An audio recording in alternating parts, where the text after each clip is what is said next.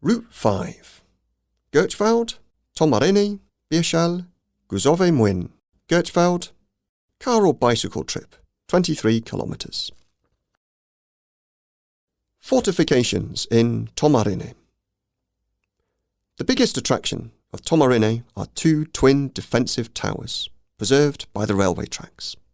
They were built in the years 1897 to 1902 and were intended to guard the Prussian railway line and the crossings over the Paswanka River against a possible attack by Russian troops. The railway line running through Biesal and Tomaryny led from Poznan to Żeleznodrożny, today in the Kaliningrad district. They are two interconnected four-storey blockhouses. They were built to provide a shelter for two platoons of infantry which were to defend the flyover, as well as to guard the crossing of the Paswanka River located there. The bunkers are in very good condition. They were made of red brick and granite concrete. The towers were connected with each other by an underground tunnel. However, the fortifications were never used in a fierce battle.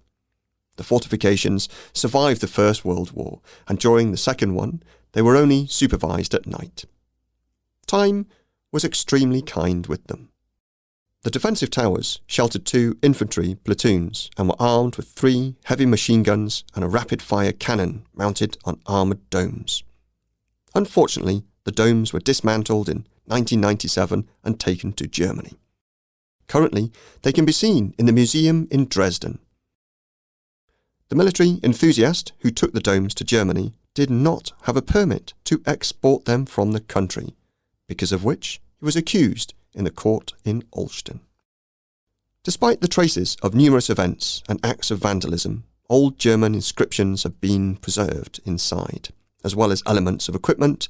The former toilets may even be of particular interest.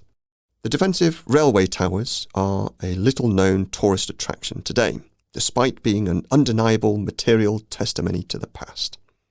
For years, the association Łączą nas Wieże has been striving for restoration and renewal of the fortifications.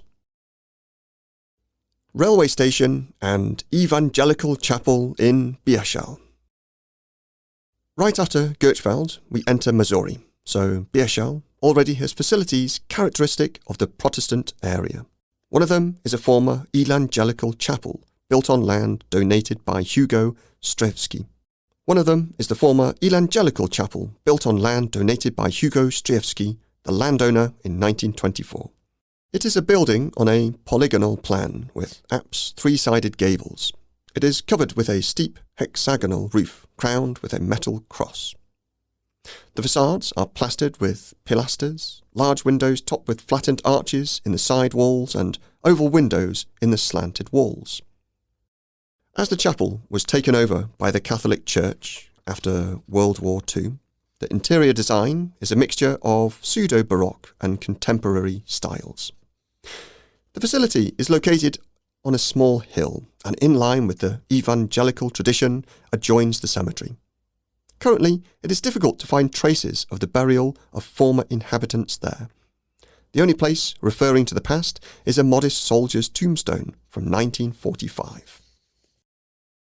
The second half of the 19th century was a period of accelerated development for Prussia.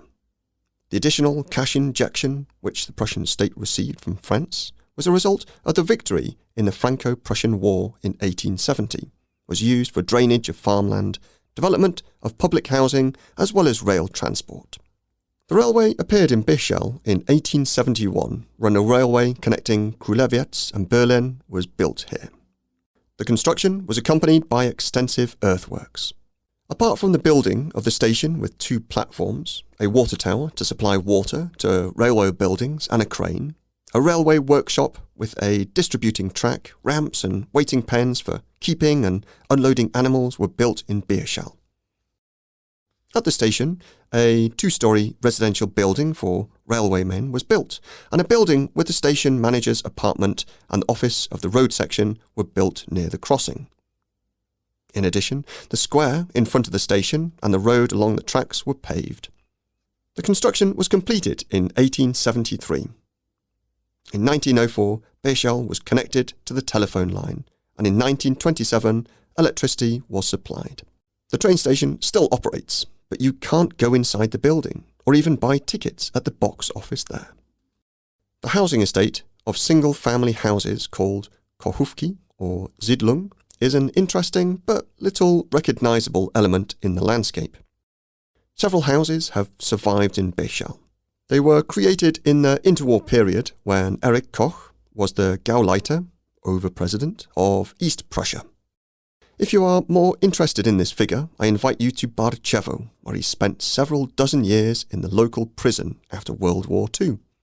Koch decided to build numerous single-family estates with small houses and a farm section in East Prussia as cheap housing for forestry and agricultural workers. After the war, many of them were expanded or completely rebuilt, so it is not easy to find a whole range of these houses today. You can still see them in Olsztyn at number 1 Dywizja Wojska Polskiego Street or in the village of Onufriejewo near Ruciane Nida. Guzowy Młyn. The mill was entered into the Register of Monuments in 1907. It is situated in a small village that was once the smallest village council in Poland. Currently, there is only one farm here, an old mill, from which the village takes its name. The farm is inhabited by 2 residents. Only this number in the entire village. Guzowy Młyn is picturesquely situated at the Jemiałówka River, into which the Młynówka River flows, about 800 meters up the river. The Jemiałówka River flows into the Sarong Lake. The facility is an example of a perfectly preserved mill building of a century ago. Water mills on the river were built already in the times of the Teutonic Order. They played a major role in the economy, as evidenced by the planning of rural areas with a network of such mills. In the following centuries, their importance did not diminish. Until the end of the 19th century, local farmers were assigned to grind grain in specific mills. This was related to the collection of tax for the provision of grinding service. Currently, there is an intimate agri-tourism guesthouse in the settlement. Until a few years ago, the mill operated as a hydroelectric power plant, but it does not operate at present. The historic mill, the mill building, well preserved although not used, and hydrotechnical devices as well as farm buildings and a cowshed have become a dwelling house. The mill once belonged to the Turnitz family. The miller had no descendants, so the Polish owners took over the buildings after the war.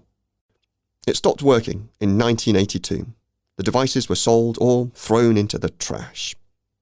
The weirs regulated the water supply rotted.